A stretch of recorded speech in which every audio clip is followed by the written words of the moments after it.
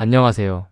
오늘은 동역학의 꽃이라고 불리는 제사장, 일과 에너지의 세계에 오신 것을 환영합니다. 여러분, 그동안 힘과 가속도를 구하느라 복잡한 벡터 계산에 머리가 아프셨죠? 오늘 이 시간부터는 여러분의 머릿속에 아주 강력한 무기 하나를 심어드리려고 합니다.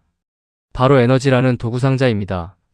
이 도구상자 안에는 복잡한 운동을 단번에 해결해줄 핵심 요약과 실전 문제 풀이 비법이 가득 들어 있습니다.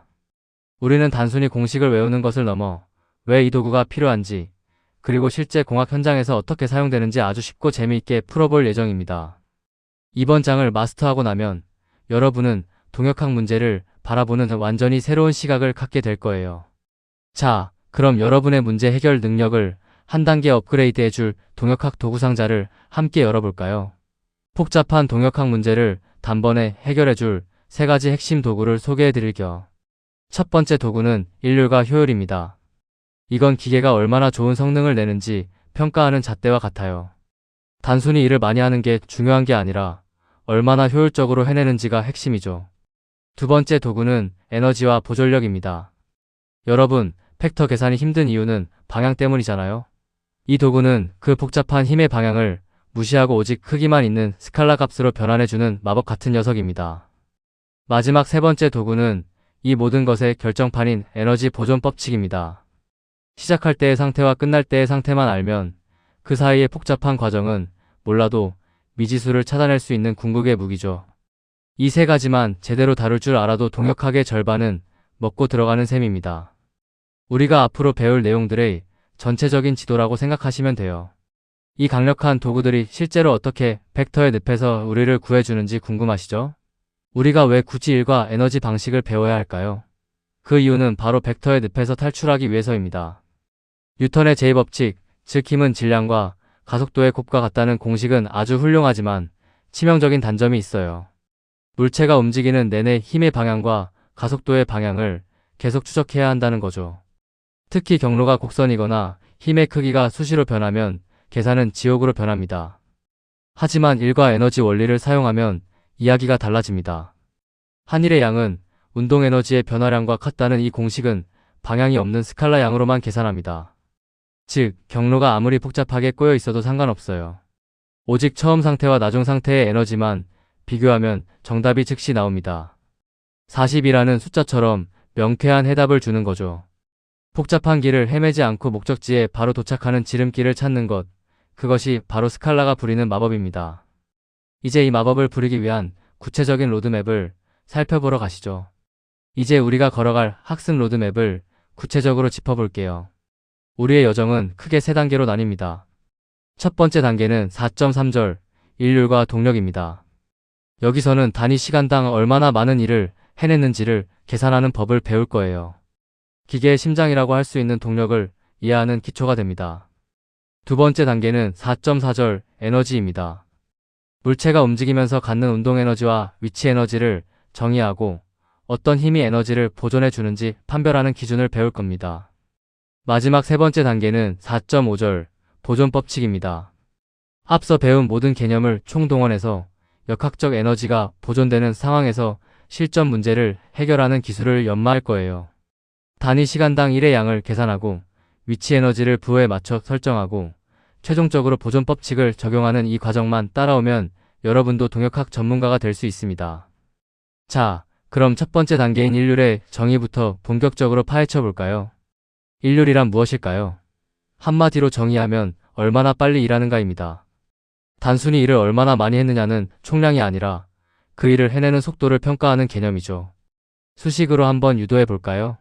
아주 작은 양의 일을 뜻하는 미소일은 힘과 미소 변이의 내적으로 정의됩니다. 이 식을 시간으로 나누면 어떻게 될까요? 일률 P는 미소일을 시간으로 나눈 값이 되고 여기서 변이를 시간으로 나눈 것이 바로 우리가 잘 아는 속도가 됩니다. 따라서 최종 공식은 일률은 힘과 속도의 내적과 같다가 되는 것이죠. 즉, 힘을 가해 물체를 움직일 때 그 물체의 속도가 빠를수록 일률, 다시 말해 동력도 커진다는 의미입니다. 내적이라는 말은 힘의 방향과 속도의 방향이 일치할 때 최대 효율이 난다는 뜻이기도 하죠. 기계가 내뿜는 강력한 힘의 정체가 바로 이 수식 하나에 담겨 있습니다. 그렇다면 우리가 입력한 에너지는 모두 일률로 변할까요? 다음 장에서 그 비밀을 풀어보겠습니다. 안타깝게도 현실 세계의 기계 시스템에서 우리가 넣어준 에너지가 100% 모두 전달되는 경우는 절대 없습니다. 마찰이나 열 때문에 항상 일부가 사라지죠. 그래서 등장한 개념이 바로 효율입니다. 효율은 입력한 일률 대비 출력된 일률의 비율을 의미합니다. 수식으로 보면 그리스 문자 에타는 입력 일률 분의 출력 일률 또는 입력 에너지 분의 출력 에너지로 나타낼 수 있어요.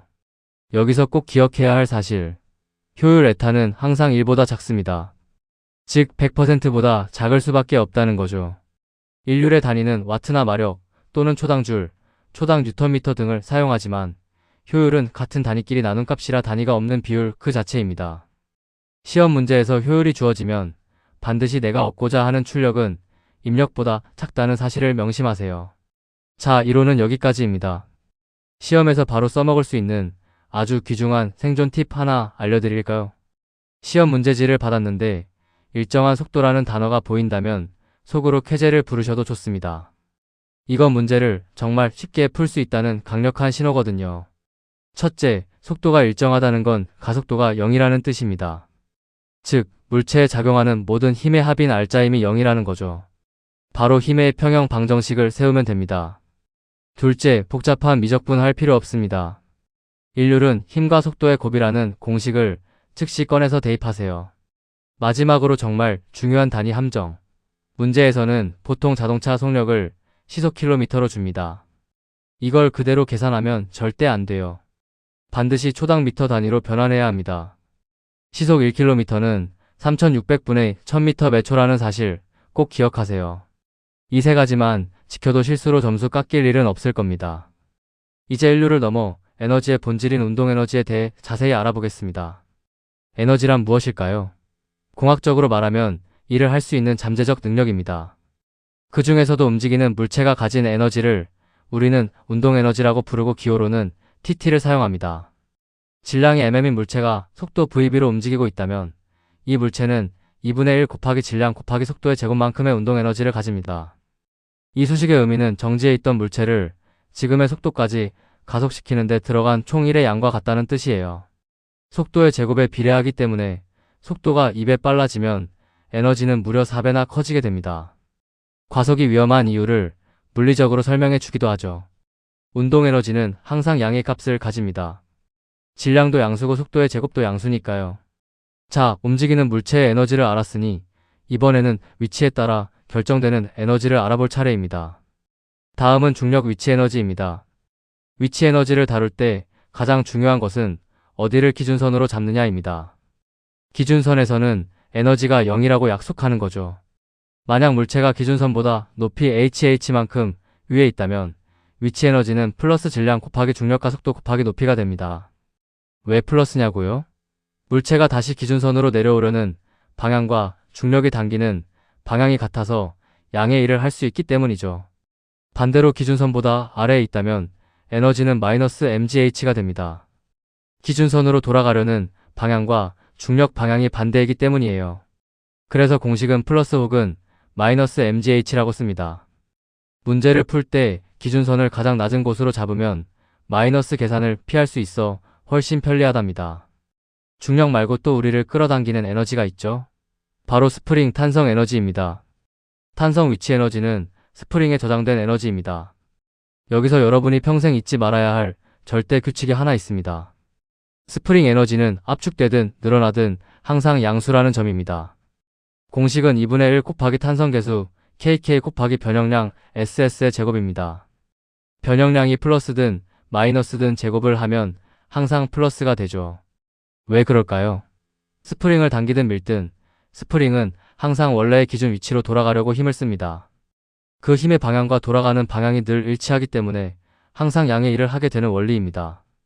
만약 초기 위치 S1에서 나중 위치 S2로 이동했다면 에너지는 2분의 1K 곱하기 나중 위치 제곱 마이너스 처음 위치 제곱으로 계산합니다.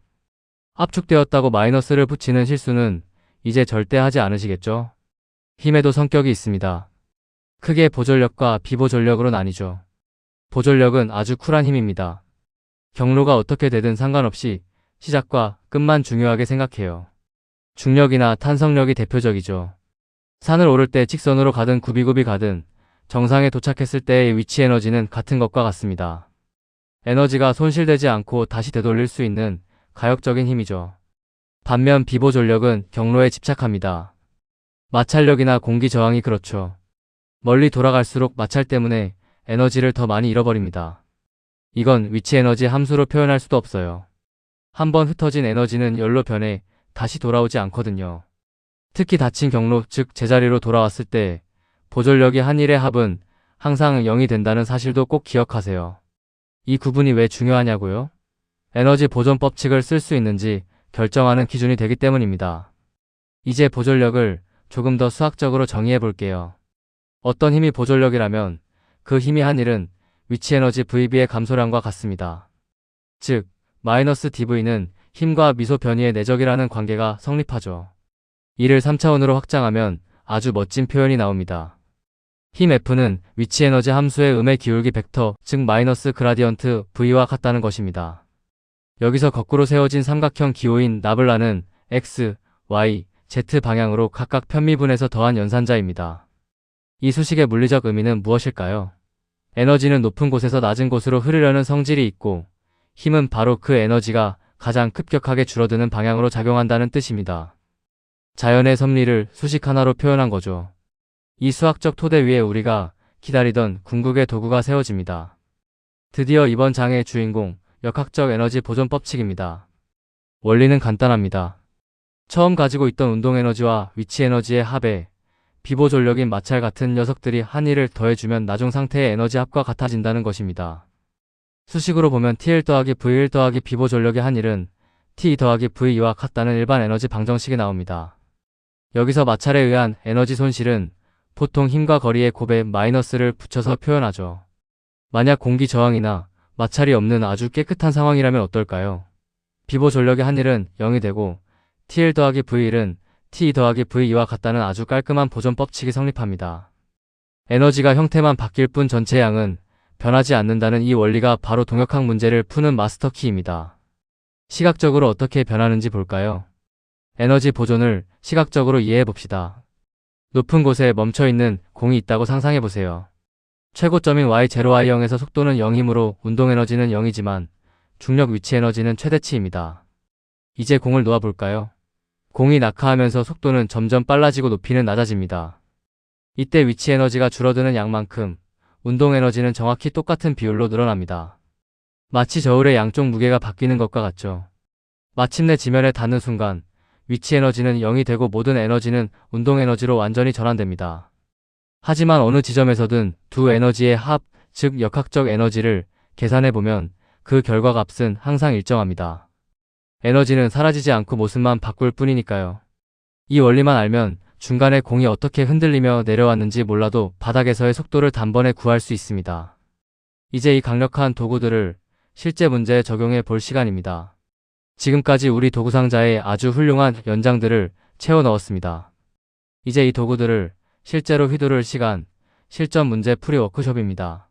우리는 4가지 대표적인 예제를 통해 완벽하게 해부해 볼 거예요. 첫 번째는 효율을 적용해 경사면을 오르는 트럭 엔진의 인류를 구해 볼 거고요. 두 번째는 마찰이 있는 비보존기에서 상자를 밀 때의 인류를 계산할 겁니다. 세 번째는 모터 권상기가 상자를 일정한 속도로 끌어올릴 때의 효율을 역산해 볼 거예요. 마지막 대미는 원형 램프를 타고 내려오는 스펀지 볼의 운동을 에너지 보존 법칙으로 끝장내는 것입니다. 이 예제들은 실제 시험에 단골로 출제되는 유형들이니 하나씩 차근차근 따라오시면 여러분도 어느새 동역학의 고수가 되어 있을 겁니다. 자, 첫 번째 트럭 문제부터 시작해 볼까요? 예제 4-7번 문제입니다. 질량이 3000kg인 트럭이 시속 60km라는 일정한 속력으로 5도 경사면을 오르고 있습니다. 트럭의 효율은 0.6이라고 하네요. 이때 엔진이 실제로 내야 하는 입력 인류는 얼마일까요? 문제 해결 설계도를 그려봅시다. 먼저 일정한 속력이라는 말에서 가속도가 0인 힘의 평형 상태임을 파악해야 합니다. 그 다음 단위 함정에 빠지지 않게 시속을 초당 미터로 변환해야겠죠? 준비가 끝났다면 일률 공식인 힘 곱하기 속도를 이용해 트럭이 밖으로 내보내는 출력 인류를 먼저 계산합니다. 마지막으로 효율을 이용해 거꾸로 계산하면 엔진에 공급해야 할 입력 인률이 나옵니다. 설계도는 완벽합니다. 이제 실제 숫자를 대입해서 답을 도출해 볼까요? 1단계 필요한 견인력 F를 구합시다. X축 방향의 모든 힘의 합은 0이 되어야 하므로 견인력 F- 중력의 성분인 mg사인 5도는 0입니다. 계산하면 약 2564.99N이 나오네요. 2단계 단위 환산입니다. 시속 60km는 초당 16.67m입니다.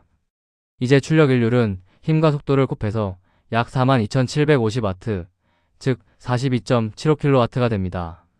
마지막 3단계 엔진의 입력 일률입니다. 효율은 입력분의 출력이므로 거꾸로 입력은 출력을 효율로 나눠야 합니다. 42.75를 0.6으로 나누면 최종 정답은 71.25kW가 나옵니다. 우리가 얻는 일률보다 더 많은 에너지를 넣어줘야 한다는 사실이 수치로 증명됐죠.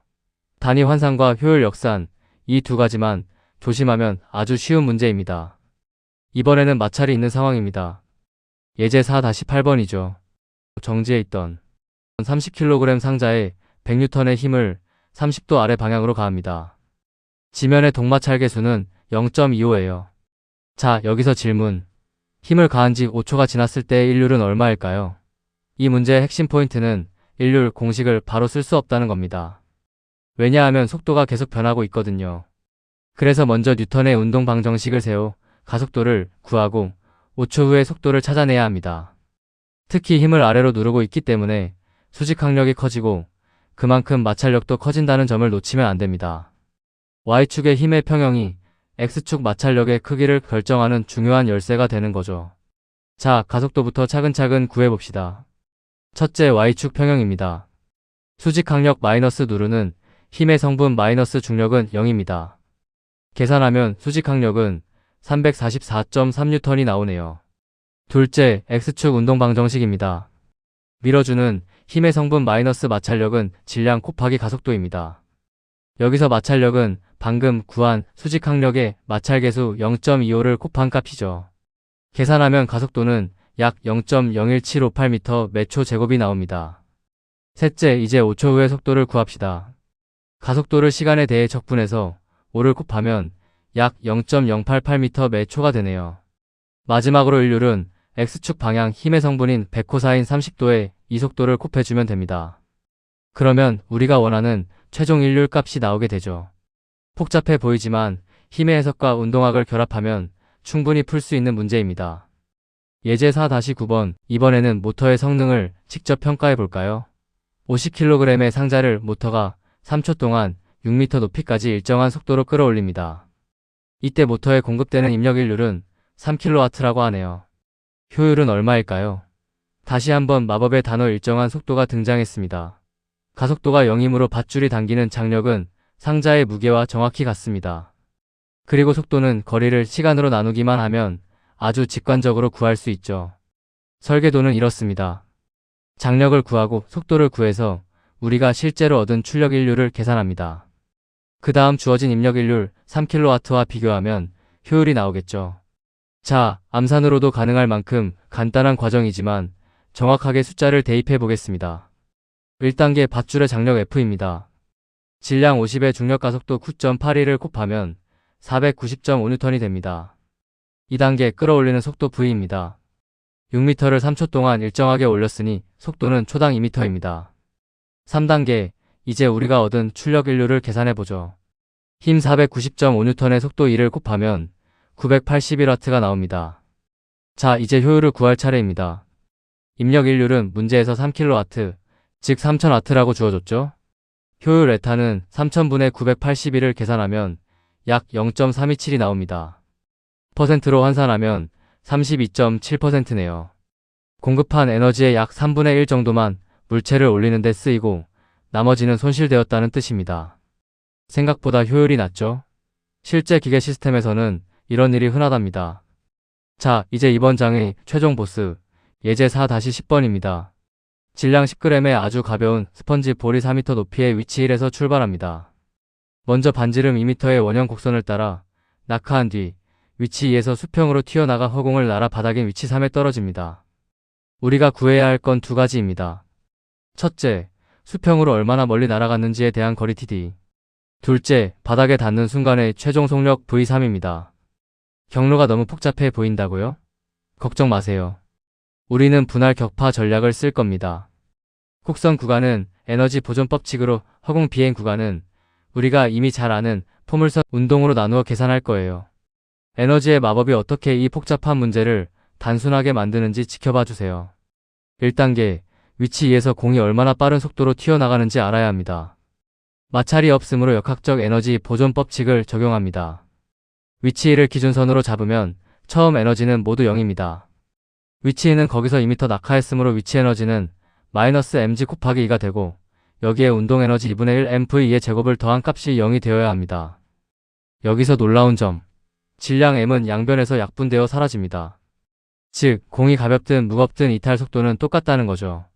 계산해보면 속도 v2는 약 6.264m 매 초가 나옵니다. 이제 이 속도를 가지고 공중으로 날아오를 준비가 끝났습니다. 2단계, 공이 공중에 얼마나 떠 있는지 시간을 구해봅시다. 위치 2에서 수평으로 발사되었으므로 수직 방향 초기 속도는 0입니다. 이제 Y축 방향으로는 오직 중력 가속도만 받는 자유낙하 운동을 하는 셈이죠.